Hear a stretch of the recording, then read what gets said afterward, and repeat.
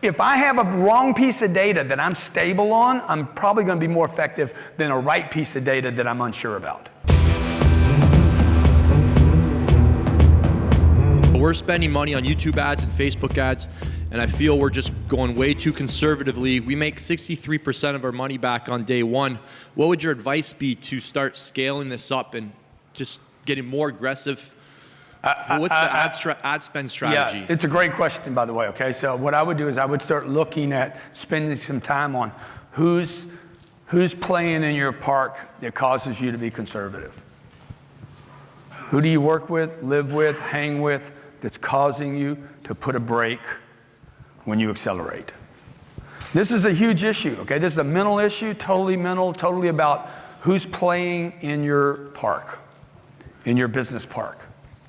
Who's telling you? Oh, by the way, it could be somebody you sleep with. It could be the information your kids are bringing from school. It could be your mom and dad.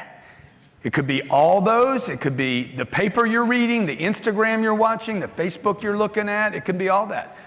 You know, you get advice from me and you go flip over to Dave Ramsey, you're going to see this conflict. Like, okay, Grant's using debt, Dave's not. Who's right? So pick somebody and go deep with that person. If you're going to pick a mentor, one of the biggest questions I get is, how do I pick a mentor? You got to get rid of mentors. You guys already have too many. Y'all listen to everybody. An open mind is not always a good thing. When a parachute opens like this, we're good.